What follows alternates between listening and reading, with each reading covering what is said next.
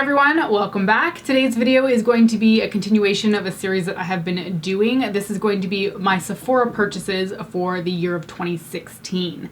Now, I think this series is kind of losing interest the older I go back in time, but my friend Becky was really into these videos and she was like, how far are you gonna go? So I figured I'd do 2016, gauge the interest, see if you guys are still into it. If you're not, fine, we can be done. And actually, now that I've said that, I think I might actually have to be done because Sephora's listing of what I bought prior to like May 2016 doesn't exist anymore. So it would be a little bit difficult to go back and get that kind of content.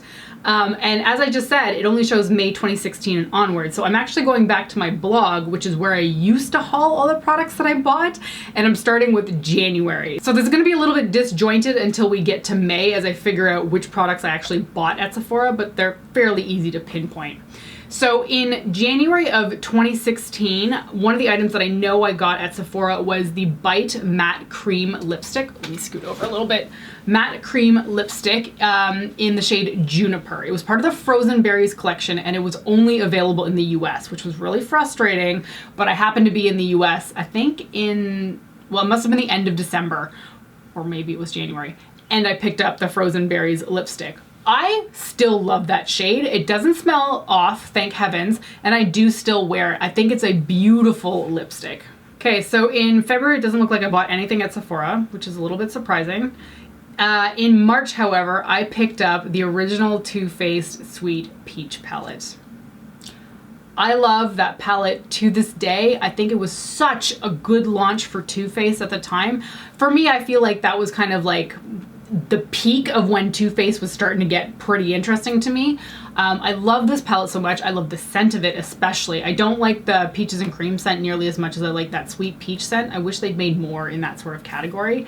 I love the colors in that palette. I do bring it with me traveling frequently. I just feel like it's a really good neutral palette. I love that, especially like, it's more of a neon coral shade. I think that's fantastic. I love the purples in there.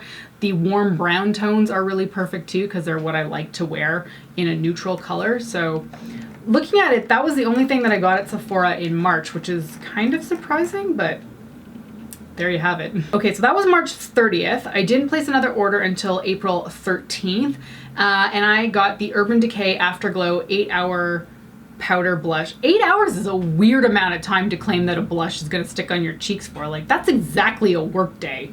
So that's a little bit strange to see. Anyway, this is the shade Bittersweet. It is a bright, deep purple, and I didn't have a blush like this at all in my collection, and I wasn't sure I really needed it until I saw it on my friend Natalie, and I was just absolutely in love with that sort of weird purple blush on her cheeks. It's not a color that I feel looks very natural, nor do I expect it to be. It is purple after all, but I wear this blush all the time. Every single time that I have like a deep purple eye look on, I'm almost exclusively wearing this blush. The first time I put it on, I thought it looked a little bit strange, but I was like, whatever, you really don't care what you put on your face, just give it a shot. And honestly, since then, I mean, I guess it's been almost 4 years now, and I think that is one of the best blushes in my collection just because it's so unique. And I think they still carry it, but it might be only in Canada. I feel like Urban Decay is kind of like letting go of their blush collection, and there just might be some remaining, but I don't think it's currently in production anymore. Okay, see, this is what I don't like about Sephora's old purchase history. I placed an order on May 26th, but all it's showing me are the samples that I picked up at the time. Like, where's the full-size product that I got? Oh, that's so weird. It's because it's a discontinued product. I really wish they didn't delete their history like this. Okay, so the item that I got, I must have gotten on May 26th, was the Becca Shimmering Skin Perfector Luminous Blush in Snapdragon, which is a stunning coral, deep coral blush with a little bit of a golden reflect to it. It's not too strong, but there is a little bit of it there. I love this blush so much. I think all of Becca's blushes are fantastic. They're some of my favorites in my collection. And I don't know why they don't make these anymore. They're really good and I still use them consistently. Blush is one of those things that I feel like I almost don't need anymore in my collection anymore because I've bought so many good ones over the years that it'll take me forever to even finish a single one. And this is one of the ones that is a staple in my collection. I do tend to wear it more throughout the summer months just because it's more of a summer coral shade to me. but it is absolutely stunning, and I still love it. Okay, there's another order missing from June, and I know why. It's the Becca and Jaclyn Hill collection. Ooh, what a mess that was. Okay, first of all, let's talk about the Becca and Jaclyn Hill Champagne collection face palette. I love that thing, still own it. It's got the Prosecco Pop highlighter and the Champagne Pop highlighter, as well as 3 different blushes in it, Rosé Spritz, Amaretto, and Pamplemousse. I love that palette, but I don't use it very frequently because I almost never reach for face palettes, which has made me realize I need to stop purchasing them. But that is a stunning, stunning palette. Unfortunately, it's quite fragile, and therefore I don't want to travel with it because I have dropped this palette, and I think it was Prosecco Pop smashed into a million pieces, and I had to repress it, and sure, it's fine, but it doesn't look that great. But that palette was fantastic. I think the quality is excellent. It's on par with all of Becca's other things, all of their highlighters and blushes. But the other thing that I bought in that order was the Champagne Collection eye palette. And what a disaster of a launch that was. I don't want to go too much into the drama of it, but I remember when people started pointing out that the quality was not as good as the rest of Becca's eyeshadow palettes, and that it was made in China in comparison to all their other products, which I believe are made in the USA.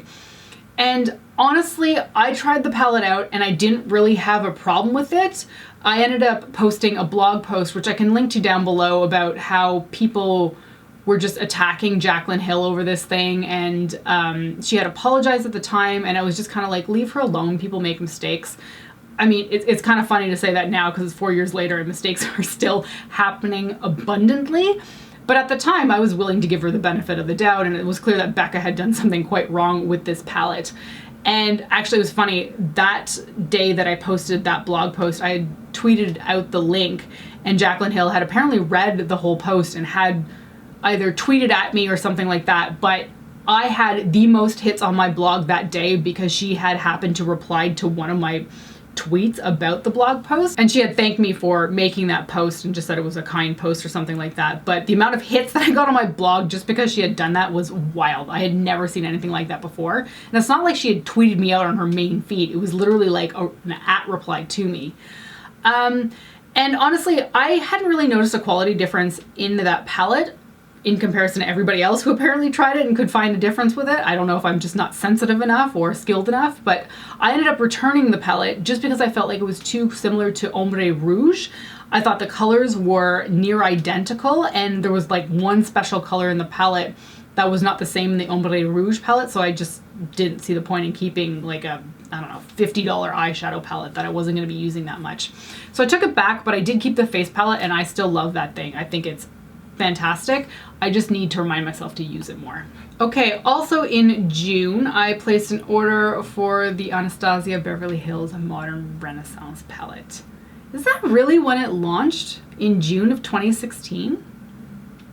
I don't know when I thought it launched, but I didn't think it was in the middle of the summer. That seems strange. Like, it seems like more of a fall palette to me because that's when I tend to wear it. I love Modern Renaissance desperately. It's a beautiful palette. I think it's the palette that was kind of the turning point for red eyeshadows in the beauty world.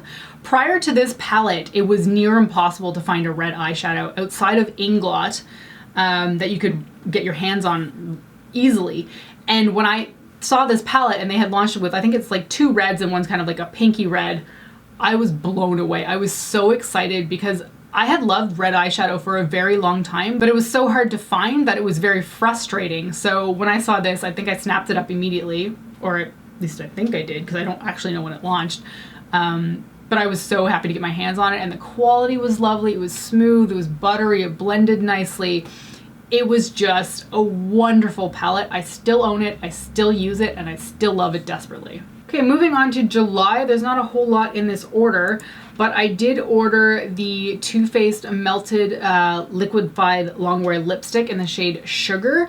I was in the middle of creating, I think it was a lip swatch video for the Too Faced Melted lipsticks, and I think this was like the one shade I was missing at the time. It's a pretty nude shade. It's quite pale. It's not something I would normally reach for. But I think it did look quite pretty on my lips, and I just wanted to have the entire collection so I could swatch them all out for that video.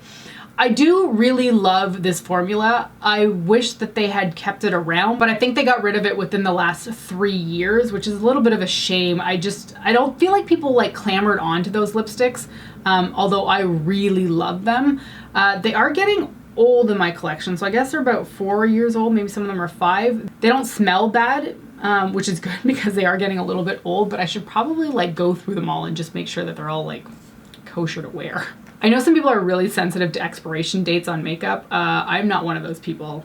If it smells off or it looks gnarly, then I'll replace it. But in general, I'm not just gonna get rid of something after 1 year just because it tells me that like the little symbol says 12 months. Okay, also in July, I picked up the Sephora collection. Wait, that's not Sephora collection. It's the House of Lash's Lash Adhesive. I don't know why it's branded as Sephora collection here. That's very bizarre. I used to love the House of Lash's eyelash adhesive, but I think over time my eyes started to get really irritated by it.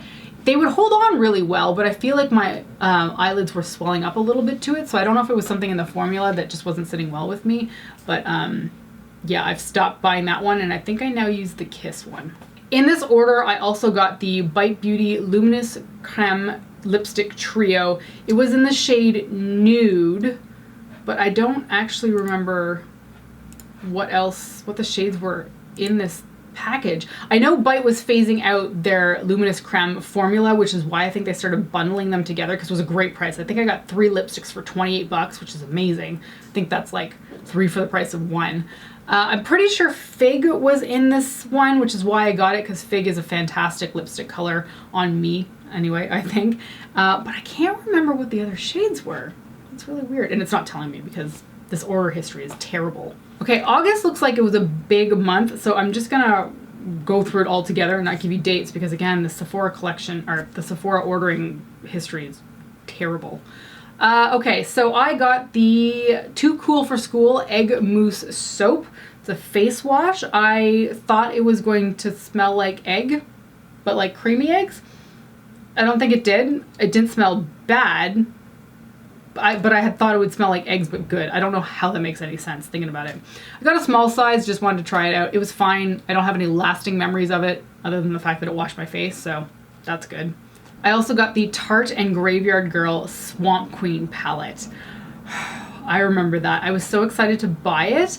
I really liked watching Graveyard Girl or Bunny back in the day. I've kind of grown out of her over the years, which is a bit of a shame.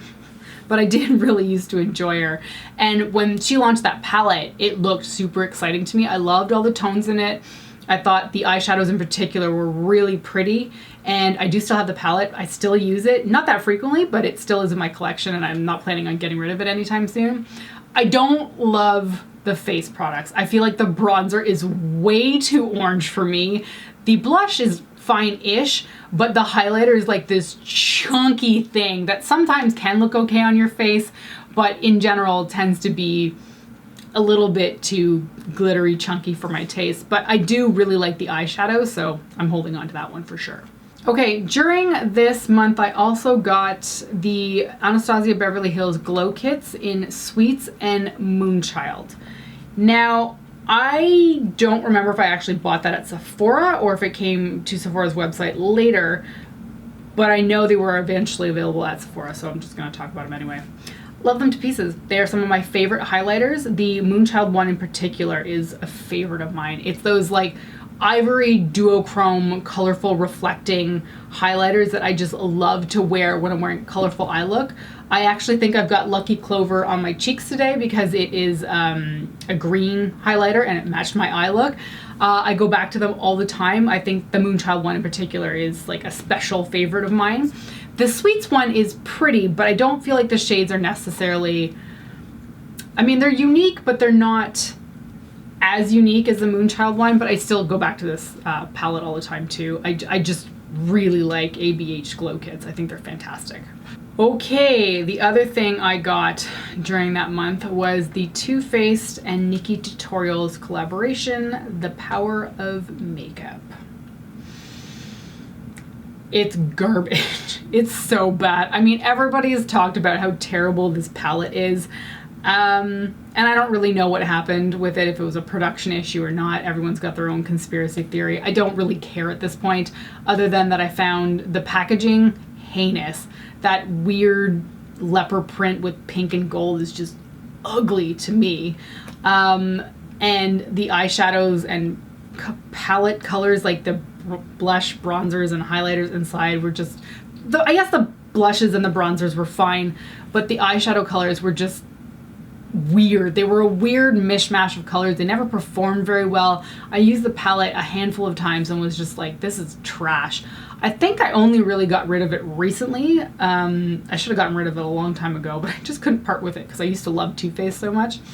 But yeah, that is out of my collection. I think it's terrible, terrible quality. Okay, so it looks like there wasn't that many more to talk about throughout the months from Sephora. There's a few in December, however. So the NARS Brow Defining Cream in the shade Sonoran. I picked that up because I had been sent a darker shade by PR, which didn't look good on me because it was like very dark brown, but I had like the consistency of the pomade, so I wanted to try it in a more appropriate color for my brow hairs. And I really did like Sonoran. It's a little bit more of a honey blonde that I think I would go with my brows now. Like, it's far closer to my hair color shade than what I put in my brows now. And I did really like it, but I remember I combined it with the Art Deco pencil, and the two of those together looked really nice on my brows. Would I go back to it? Probably not, because I don't really use pomades really anymore. I'll use them every now and then, but I tend to use them to creating a few flicks of hair, and this shade is way too pale to actually create flicks of hair. It just wouldn't show up, so I guess that's a no. I also picked up the Sephora Collection Black Magic Makeup Remover Cloths because people had talked about how you could just put water on these things and take all of your makeup off. And I thought that was an interesting concept, and they weren't that expensive really. They were 15 bucks, which is good. And I mean, they sort of worked, but I really feel like you had to scrub your face to get stuff off, which I don't enjoy doing. I'd rather just use an oil-based remover to get my makeup off. So I didn't love that, and the texture of the material felt weird. It didn't feel like a face cloth, which it's not exactly a face cloth. It's supposed to take your makeup off with water. But it had this weird, like, squidgy, like, feeling to it. Like, it just went, like, your fingers wouldn't drag properly on the material if you rubbed your fingers on them. So I didn't really know what it was made out of, but it felt weird on my fingers. So I just wasn't in love with it. Okay, here's another order that I just missed in there. I think 2016 is going to be it for these Sephora things, because this is just a disaster. Also in one of these Sephora orders, I got the Urban Decay Full Spectrum palette. I was so excited by it. It's a rainbow palette. It had a variety of mattes, shimmers, and then like deeper tones in there. And it was fine, I guess, to start off with. It looked okay on my eyes. But I feel like in practice, I didn't love it. I never reached for it eventually. I found like some of the shadows were a little bit crumbly. They just didn't perform how I wanted to. And I did eventually end up decluttering it, which to this day still makes me sad because I look at that palette and I think how gorgeous it is, but really the quality just wasn't there. And I feel like this was the replacement for Vice at the time, their Vice palettes, and just really it was kind of a flop for me overall. I remember liking it initially, but in the long run, I just didn't want to have anything to do with it. And I think that sums up all of my orders for 2016. Again, it's so hard to know. I'm so sorry I've repeated this over and over again, but Sephora's order history is pretty trash over time, which is really unfortunate. Anyway, that's it for this video. I hope you found it interesting. This does now conclude the series of my previous year's Sephora orders. I hope you've been entertained by them. It's been interesting to look back and see what I used to think was worth purchasing. Thank you for joining me today, and I will talk to you next time. Bye!